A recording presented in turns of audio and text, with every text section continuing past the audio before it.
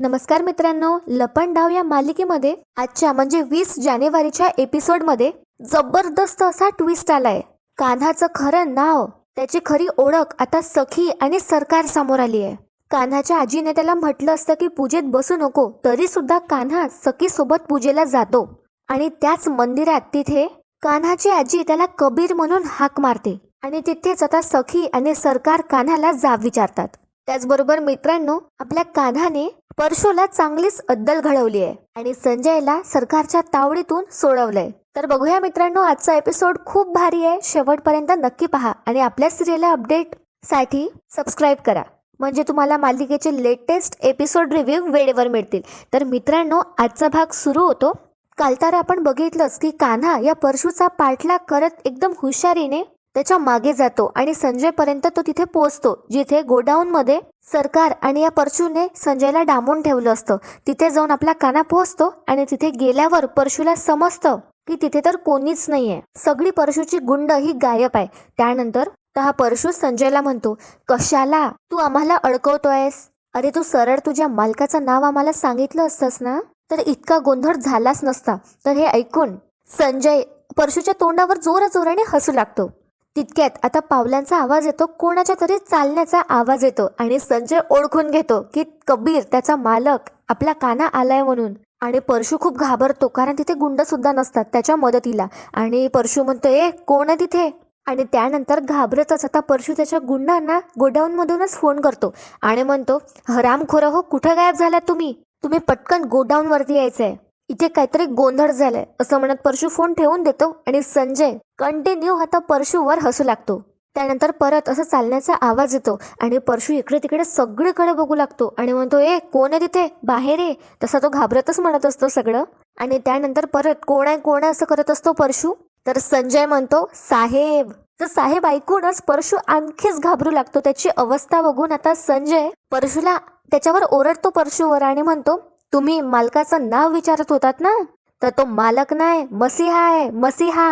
आणि तो आता इथे आलाय.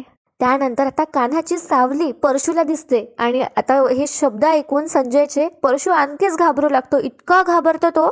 त्यात आता संजय त्याच्यावर हसत असतो जोरात या परशूची अवस्था बघून, इतकं घाबरलेलं बघून त्याला. आणि तितक्यात आता परशू कोणच करत राहतो आणि परशू मागे सरकतो तर एका टायरला त्याचा धक्का लागतो आणि त्या टायरला धक्का लागल्यामुळेच परशू आणखी घाबरतो. त्याला वाटत असतं की कोणी वार केलाय की काय त्याच्यावर. त्याच्यानंतर मागे सरकताना ब्लू ड्रम असतो ठेवलेला गोडाऊन मध्ये, तो सुद्धा त्याच्यामुळे खाली पडतो आणि घाबरतच हा परशू बडबड करत असतो, अंगात हिंमत असेल ना, ये मग माझ्या समोर, पिस्तूल आहे माझ्याजवळ, असं तो थरथरत्या आवाजातच म्हणतो. आणि संजय त्याच्यावर खूप हसू लागतो. आणि बघा मित्रांनो, आता काय होतं, परशू कोणाच करत राहतो. तितक्यात कान्हाने संजयला तिथून गायब सुद्धा केलं असतं. परशूला डाऊट येतो म्हणून तो मागे वळून बघतो, तर मागे संजय नसतोच. संजयच्या हातची दोरी वगैरे सगळं सोडलेलं असतं कान्हाने. आणि बघा मित्रांनो, काय होतं, आता परशू परत वळतो तर कान्हा काय करतो, जो टायर असतो वरसा दोरीने बांधलेला, तो टायर जोरासा असा परशूच्या डोक्यावर सोडतो. आणि त्यानंतर परशूचे हात तिथेच त्या दोरीला बांधतो, त्याच ठिकाणी जिथे त्यांनी संजयला बांधून ठेवलं असतं. त्यानंतर कान्हा परशूच्या तोंडामध्ये टिश्यू सुद्धा टाकतो, परशूचं तोंड वर करून, जेणेकरून त्याला कान्हाचा चेहरा दिसणार नाही. पण मित्रांनो, इथे मला एक सीन समजला नाही. कान्हाने तर दोरी जेव्हा बांधली होती तेव्हा तर परशूला दिसलाच असेल ना कान्हाचा चेहरा, पण असं त्याने डायरेक्ट दाखवलंय की परशूचे हात हे बांधलेली असतात. आणि मग तो सीन दाखवला जेव्हा कान्हाने टिश्यू पेपर त्याचा असा गोळा करून परशूच्या तोंडात कुस्करला असतो आणि परशू बिचारा ओरडतच राहतो. आणि परशूच्या डोळ्यासमोर कान्हा आता संजयला तिथून घेऊन जातो, तेही स्वतःचा चेहरा या परशूला न दाखवता. तर खूप जबरदस्त होता मित्रांनो हा सीन. आता इथे काय होतं, सीन शिफ्ट होतो. किर्लोस्कर कन्स्ट्रक्शनचं नाव ऐकून सरकारची झोप उडाली आहे म्हणून तिने त्यांच्या हेड ऑफिसला फोन केला असतो. आणि सरकार म्हणते तिच्या रिसेप्शनिस्टला की मला एक इन्फॉर्मेशन हवी होती. सिटी हॉस्पिटलमध्ये चारुशीला डाभाडे या पेशंटच्या ऑपरेशनसाठी तुमच्या कंपनीतून पेमेंट केलं गेलं, तेही 10 लाख रुपयांचं. सो ते कोणी डिपॉझिट केले हे मला कळेल का?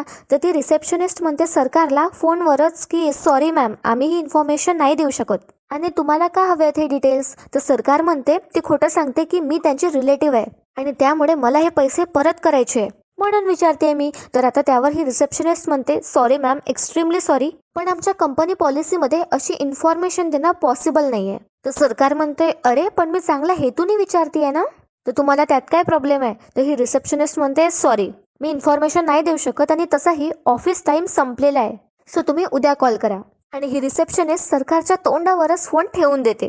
आणि आता सरकारला खूप राग येत असतो. किर्लोस्कर कन्स्ट्रक्शनचं बुकलेट एक तिच्या हाती असतं आणि त्याच्याकडे बघत आता रागातच ही सरकार म्हणते, किर्लोस्कर कन्स्ट्रक्शन कंपनी, तुमच्यामुळे आज माझं मोठं स्वप्न पूर्ण होता होता राहिलं. हातातून जशी वाळून निष्ठवावी तशी ही संधी गमावली आहे मी, फक्त तुमच्यामुळे. आणि त्या बुकलेटकडे बघत पुढे सरकार म्हणते, आता लवकरच तुमच्या कंपनीला हे दाखवून द्यावं लागणार आहे, हे सरकार काय करू शकते ते. तर बघूया मित्रांनो पुढे आता ही सरकार काय करणार आहे. तर इथे आता सीन शिफ्ट होतो आणि कान्हाने जेव्हा किरणला सांगितलं असतं ऑटो रेडी ठेवशील म्हणून फोन करेल, तेव्हा ते संजयसाठी. तर किरण आला असतो ऑटो घेऊन त्या गोडाऊनच्या बाहेर. कान्हाला याची आधीच आयडिया असते. त्यानंतर आता किरण सोबत कान्हा संजयला हॉस्पिटलमध्ये पाठवणार आहे आणि कान्हा म्हणतो, किरण, संजयला लवकरात लवकर हॉस्पिटलमध्ये ऍडमिट कर आणि पैशांची काळजी अजिबात करू नकोस. आणि त्यानंतर कान्हा संजयची माफी मागतो आणि म्हणतो, संजय, रिअली सॉरी. तर आपला संजय या अवस्थेत सुद्धा दबक्या आवाजातच तो कान्हाला म्हणतो, बाबा तुम्ही सॉरी, तुमच्यासाठी जीव पण द्यावा लागला तरी मी मागे पुढे बघणार नाही. तुमच्या कुटुंबांचे खूप उपकार आहेत आमच्यावर. तर कान्हा म्हणतो संजयला, आता हे सगळं काही बोलत बसू नकोस, आधी तू बरा हो आणि बरा झाला की मला भेट. आता हे काम तू बंद करायचं आहेस, मी तुला दुसऱ्या कुठल्या तरी कामाला लावतो. आणि त्यानंतर आता कान्हा म्हणतो, आता आमच्यातली लढाई पर्सनल आणि जीव घेणे होत चालली आहे, म्हणजे सरकार आणि कान्हामधली लढाई. पुढे आता कान्हा म्हणतो, पुढे मला माझ्या हक्कांची माणसं माझ्या सोबत हवी आहे, मला अजून माझी माणसं गमवायची नाहीये. आणि संजयला आता त्रास होत असतो म्हणून कान्हा म्हणतो, मी बोलत काय बसलोय, किरण याला त्रास होत असेल, पटकन घेऊन जा. तर आता किरण ऑटो घेऊन जातो संजयला हॉस्पिटलमध्ये आणि कान्हा त्याचा फोन चेक करतो. तर त्याला समजतं की सखीने खूप कॉल्स केले असतात कान्हाला, सखीचे मिस्ड कॉल्स असतात. आणि इथे आता सीन शिफ्ट होतो, आपल्याला चाळीतला सीन दाखवलाय आणि सखी तिची मैत्रीण जानू सोबत डिस्कस करत असते, म्हणजे त्या फोन मध्ये बघत असतात साड्या वगैरे. आणि जानू म्हणते, बघ सखे, किती भारी भारी साड्या आहेत ना. आणि सखी पण म्हणते, हो छान आहे ग. तर ह्या दोघी बोलत बोलत खाली येतात आणि खाली बाकीच्या चाळीतल्या बाया सुद्धा असतात. तर जानू म्हणते सखीला, आता संक्रांत पण आहे ना, जाऊया का आपण साडी घ्यायला. तर सखी पण म्हणते, हो जाऊया ना. तर जानू म्हणते, मी पण येते, उद्याच जाऊया. आणि सानप काकांची बायको सुद्धा म्हणते, मी पण यांच्याकडनं पैसे मागून घेते, सगळेच जाऊ आपण. तर सखी म्हणते, हो चालेल. सगळे आता खुश असतात. तितक्या तिथे आता दाभाड्या मावशी येतात. त्या हळूहळू चालत येतात. आता सखी आणि जानूचं लक्ष जातं, त्या धावतच जातात आणि म्हणतात, अरे मावशी, तुम्हाला काही हवं होतं का. तर दाभाडे मावशी म्हणतात, अगं नाही ग, त्या खोलीत आराम करून बसून बसून मला कंटाळाच आलाय, म्हटलं जरा बाहेर यावं तुमच्यात. तर सखी दाभाडे मावशींना चालण्यात मदत करते, आधार देते. तर मावशी आता बाहेर येतात आणि चेअरवर वगैरे बसतात. चाळीतल्या सगळ्या बायकांशी बोलू वगैरे लागतात. तर आता परीची आई सांगते दाभाडे मावशींना, मावशी, आम्ही सगळ्या एकीने उद्या साडीच्या प्रदर्शनीत जाणार आहे, तुमच्यासाठी पण आणते 10-12 साड्या. तर 10-12 कशाला, अख्खं दुकानच मोकळं करू आपण त्याचं, काय मावशी. तर सखी सुद्धा म्हणते, परफेक्ट. दाभाडे मावशी आता म्हणतात, या तुम्ही जाऊन या सगळ्या, पण एकट्याने जाऊ नका, तुमच्या नवऱ्यांना सुद्धा सोबत घेऊन जा. तर सगळे हसू लागतात. त्यानंतर आता दाभाडे मावशी थोडा सिरियसली सखीला म्हणतात, सखी, तू ऐकीने उद्या हक्काने कान्हाला घेऊन जा, काय ना तुमची पहिली मकर संक्रांत आहे, हो की नाही. तर आता सखी विचारच करू लागते. तर जानू म्हणते, हो, आणि आमची पण सखी आणि कान्हासोबत पहिलीच मकर संक्रांत आहे. आणि बघा मित्रांनो, आता ठरलं जातं की सखी आणि कान्हाची पहिली मकर संक्रांत धूमधडाक्यात साजरी करण्यात येणार आहे. तसं आता जानू म्हणते सगळ्यांना की आपण सखी कान्हाची पहिली मकर संक्रांत धूमधडाक्यात साजरी करूया. आणि सगळ्यात चाळीतल्या बाया म्हणतात की हो, मजा येईल, आपण सगळे असंच करू. तर सगळेच जण खूप एक्सायटेड असतात, पण सखी विचारत असते कोणत्या तरी. तर दाभाडे मावशी विचारतात, काय झालं सखी, तुला चालेल ना. तर सखी म्हणते, हो चालेल. तर दाभाडे मावशी म्हणतात, हो ना, मग कान्हाला सांगायला पाहिजे, कुठे आहे कान्हा. तर मित्रांनो, इथे सखीलाच माहिती नसतं अजून सुद्धा की कान्हा कुठे आहे. तर सखी गप्पच बसते. तर इथे सीन शिफ्ट होतो आणि आपल्याला दाखवण्यात येतं की कान्हा त्याच्या घरी गेलाय आणि तो फॅमिली डिनरला गेला असतो. तर मित्रांनो, कान्हाची आजी बसली असते आणि कान्हाची आई सुद्धा तीच बासरी घेऊन आपल्या हाती. आणि कान्हा अगदी लहान मुलासारखं जसं भरवतो आपण, तसं त्याच्या आईला तो भरवत असतो. त्यांच्या तोंडाला लागलं तर ते पुसून वगैरे सुद्धा देत असतो आणि आपल्या आईची खूप चांगल्या प्रकारे तो काळजी घेत असतो. तर आता आजी म्हणतात कान्हाला, खरंच तू संजयचा जीव वाचून गोष्टी जागेवर तर आणल्यात आणि जबाबदारीने सुद्धा वागलायस, पण त्याआधी तू जो काय गोंधळ घातला होता तर त्या तुलनेत हे काहीच नाहीये. पण तरीही तितक्यात काय होतं, गुरुजी तिथे येतात आणि कान्हा आता त्यांच्याकडच्या मेडला त्याच्या आईला आतमध्ये घेऊन जायला सांगतो. आणि त्यानंतर कान्हा आणि त्याची आजी गुरुजी समोर येऊन बसतात. तर मित्रांनो, आता या गुरुजींची नजर कान्हावर पडते आणि हे तेच गुरुजी असतात जे सरकारकडे आले असतात सखी आणि कान्हाची पत्रिका जुळवण्यासाठी. आणि तिथे ऑलमोस्ट कान्हा रिव्हील होणार असतो. तर तो सीन एकदम गुरुजींना आठवतो. तर हे गुरुजी सुद्धा चेहऱ्यावरून असे स्ट्रिक्टच दिसत आहेत. तर असं आता काय होतं, गुरुजी सांगू लागतात आता कान्हा आणि आजींना की उत्तरायण सुरू आहे, तर सूर्यपूजनेचा मुहूर्त सांगतो. आणि पुढे आता गुरुजी सांगू लागतात की देवदत्त दादांना म्हणजे कान्हाच्या वडिलांना सूर्यपूजेचा मुहूर्त चुकवलेला अजिबात चालत नव्हता आणि त्यांना वेळेचं खूप महत्त्व होतं. पुढे गुरुजी सांगू लागतात की ते म्हणायचे, म्हणजे देवदत्त किर्लोस्कर असे म्हणायचे की जे वेळेचा सन्मान करतात वेळ त्यांचा सन्मान करते. आणि गुरुजी एक यादी आता कान्हाच्या हाती देतात, ज्यामध्ये आता दान काय काय करायचंय हे यामध्ये लिहिलं असतं. तर ऐका मित्रांनो, आता काय होतं, गुरुजी सांगू लागतात की सगळ्यात महत्वाचं म्हणजे ही पूजा एकट्याने करायची आहे, पण कान्हा या उलट करणार आहे, तो सखीसोबत पूजेत बसणार आहे. पण आता इथे काय होतं, कान्हाची आजी म्हणते गुरुजींना, हो ते साहजिकच आहे, दरवर्षी कबीर एकट्यानेच करतो ही पूजा आणि यावर्षी सुद्धा करेलच. कान्हाकडे बघत आता आजी म्हणतात, हो ना कबीर. तर कबीर म्हणतो तर काय होतं, आता आजी म्हणतात गुरुजींना, तुम्ही पूजेची तयारी करा आणि काय लागेल ते सांगा.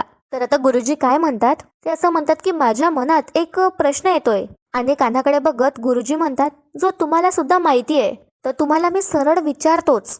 याआधी जेव्हा तुम्ही मला सरकारच्या घरी भेटला होतात तेव्हा तुमचं नाव तुम्ही कान्हा का सांगितलं होतं, असा प्रश्न हे गुरुजी आता कान्हाला करतात. तर कान्हा इथे काही बोलत नाही, निशब्द होतो. थोड्या वेळाने बोलणारच आहे, तो उत्तर देणार आहे. पण इथे आता सीन शिफ्ट होतो. आता परशू घरी आलाय आणि त्यांनी सगळं काय घडलंय ते सांगितलंय सरकारला. आणि ऐकल्याबरोबर सरकारने परशूचं थोबाड फोडलं. तर सनसनीत तिने परशूच्या कानाखाली मारली असते. आणि सरकार म्हणते परशूला, मूर्ख माणसा, अरे एक तरी काम तू नीट करत जा ना, तुझ्या बावळटपणामुळे तो माणूस आपल्या हातातून निसटला. अरे मूर्खा, त्याच्या मालकाचं नाव हवं होतं मला, आपण इतक्या जवळ होतो, धिस क्लोज परशू, इडियट. तर सरकार दात खाऊनच हे सगळं परशूला म्हणत असते. परशूला तर अवॉर्ड मिळायला पाहिजे. सरकारच्या सगळ्यात जास्त मार हा परशूच खातो. तर काय होतं मित्रांनो, आता परशू म्हणतो घाबरतच, सरकार तुमचं सगळं बरोबर आहे, पण त्या संजयला वाचवायला त्याचा मालकच तिथे आला होता. बहुतेक मला त्याचा चेहरा नाही दिसला, पण एक नक्की कळालं. तर सरकार ऐकू लागतं की याला काय महत्वाचं कळालं. तर परशू म्हणतो, तो आहे की नाही, तो हुशार आणि चालाक होता. तर हे ऐकून आता ही सरकार म्हणते वाह, आणि परशूसाठी ती टाळ्या वाजवू लागते आणि म्हणते, छान, तुला दुसऱ्यांची हुशारी बरोबर कळते, पण स्वतःचा मूर्खपणा लक्षात येत नाही. खायची ती माती तू खातोस आणि लाज विकून असल्यासारखा माझ्यासमोर येऊन उभा राहतोस.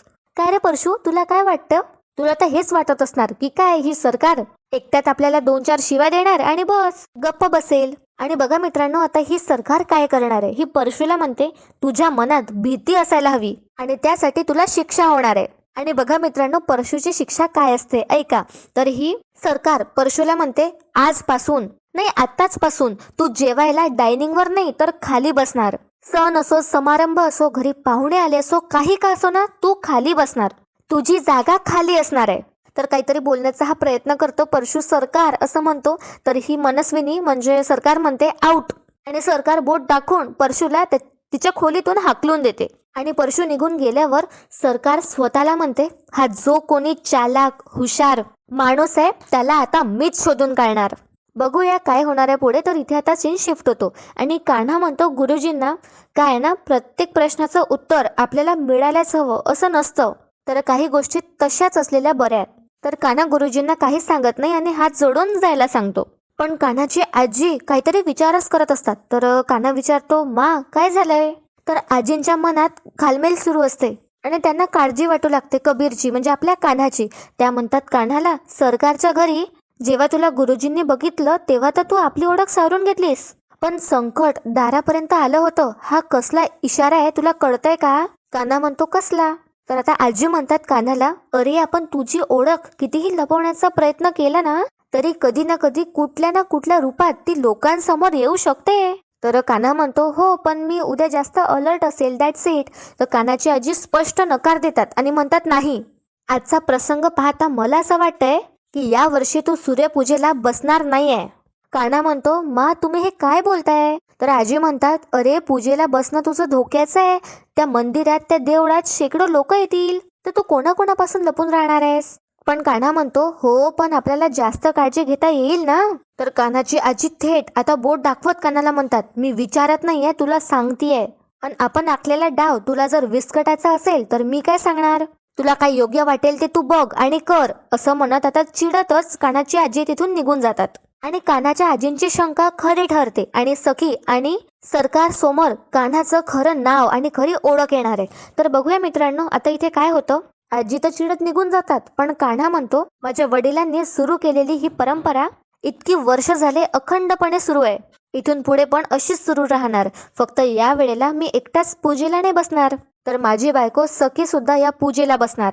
पुढे आता कान्हा म्हणतो इतकी वर्ष कबीर म्हणून मी ही पूजा करत होतो. आणि आपला चष्मा काढत आता कान्हा म्हणतो आता मी कान्हा म्हणून करणार ही पूजा. आणि जर कान्हा पूजा करणार असेल तर सखीला त्याची साथ द्यावीच लागेल, असं सगळं कान्हा म्हणतो. आणि आता सीन शिफ्ट होतो. कान्हा घरी आलाय आणि तो सखी समोर आता जेवण करत असतो. आणि सखीने एक बुक घेतली असते आणि त्यात ती नावं लिहित असते. मोहिते, सानप, सध्या तर इतकेच आहे, असं ती काहीतरी म्हणत असते. आणि कान्हा बिचारा आता जेवण करत सगळं ऐकत असतो. तर सखी म्हणते कान्हाला, कान्हा आज पोलीस घरी आले होते ना, तर मला पुन्हा ते सगळं आठवलं. कसं आपण दाभाडे मावशींचा जीव वाचवण्यासाठी सगळं पणाला लावलं होतं. मग आता तूच सांग, यातलं काय लर्निंग मिळालं आपल्याला? तर कान्हा म्हणतो सखीला थोडं मीठ मिळेल का? तर त्यानंतर काय होतं, सखी अगदी बायकोसारखी वागत असते कान्हाची. आणि ती बडबड करत जाते मीठ मिळेल का, आणि रागातच ती मीठ घेते आणि कान्हाला देते. तर कान्हा म्हणतो हल्ली तुमच्या पैजणांचा आवाज येत नाही, आधी तर मी आवाजावरूनच ओळखायचो तुम्ही आलात ते. तर हे ऐकून सखी आणखीच चिडते. आणि सखी म्हणते कान्हाला मिठासोबत थोडे बदाम पण खातोस का? तर कान्हा म्हणतो का? तर सखी म्हणते कान्हाला, विसरलास ना तू, घर खर्चासाठी आपण पैजणं गहाण ठेवली होती. तर आता कान्हाला आठवतं. तर आता सखी दुखी होते आणि म्हणते बाबांनी केलेली पैजणं होती ती, माहिती नाही आता कधी सोडवता येतील. आणि कानावर चिडत आता सखी म्हणते तू कशाला विषय काढलास रे, आता तुला आवडतं का माझ्या जखमांवर मीठ चोडायला? आणि सखी कान्हाला मीठ देत म्हणते घे मीठ घे आता. आणि हळूच आवाजात सखी म्हणते कान्हाला स्मार्ट कुठला. तर आता काय होतं, सखी कान्हाला सांगत असते की आता अशी सिच्युएशन पुन्हा होऊ नये म्हणून मी पूर्ण चाळकर यांना मेडिकल इन्शुरन्स हे ऑप्शन सुचवणार आहे. पुढे आता सखी म्हणते कान्हाला, आमच्या कामात कंपनीमध्ये मेडिक्लेम करणारे एक ऑफिसर आहे ना, मी त्यांच्याशी बोलते, म्हणजे परत अशी सिच्युएशन आली तर पैशांचा प्रॉब्लेम नको व्हायला. तर कान्हा सुद्धा कौतुक करतो सखीचा आणि म्हणतो हो, हे ऑप्शन खूप छान आहे. तर बघा मित्रांनो, आता इथे काय होतं, कान्हाच्या मनात एक प्रश्न येतो की सखी पूजेसाठी बसणार ना, आणि तो तिला विचारायला जाणारच असतो. तितक्यात तिथे परी येते छोटीशी साडी घेऊन आणि म्हणते सखी दी, मला ना उद्या ही ब्लॅक साडी नेसायची आहे, पण मला नेसताच येत नाही, तू शिकवशील का? तर सखी म्हणते हो शिकवेल ना, खूप सोपी आहे. तर बघा मित्रांनो काय होतं, कान्हा आता सखीकडे बघत असतो. सखी परीला साडी नेसवत असते, पण कान्हा आपलाच इमॅजिन करू लागतो आणि त्याच्या इमॅजिनेशनमध्ये तो सखीला साडी नेसवून देत असतो. आणि बॅकग्राऊंडमध्ये म्युझिक सुरू असतं आणि त्याचं विचाराचं पूजेचं हे राहूनच जातं सखीला. आणि मित्रांनो, आजचा भाग इथेच संपतो. आणि मित्रांनो, उद्याचा भाग आणखी धमाल असणार आहे. कान्हाची आजी आणि सरकार आमोरासमोर असतात आणि समोर कबीर म्हणजे कान्हा सखीसोबत पूजा करत असतो. आणि कान्हाची आजी मुद्दामच कान्हाला म्हणते कबीर तू पूजा सुरू पण केलीस? आणि सरकार रागातच कान्हाकडे बघते आणि सखी सुद्धा कान्हाला म्हणते कबीर, आणि कान्हा त्याची मान खाली घालतो. तर बघूया मित्रांनो काय होणार आहे. कान्हाचं खरं नाव समोर आल्यावर आता सरकार आणि सखी काय रिॲक्ट करणार हे बघणं इंटरेस्टिंग असणार आहे. उद्याचा भाग अजिबात मिस करू नका. आजचा भाग कसा वाटला मला कमेंट करून नक्की कळवा. आपल्या व्हिडिओला लाईक करा आणि चॅनलला सबस्क्राईब करायला विसरू नका. एपिसोड शेवटपर्यंत पाहण्यासाठी खूप खूप धन्यवाद.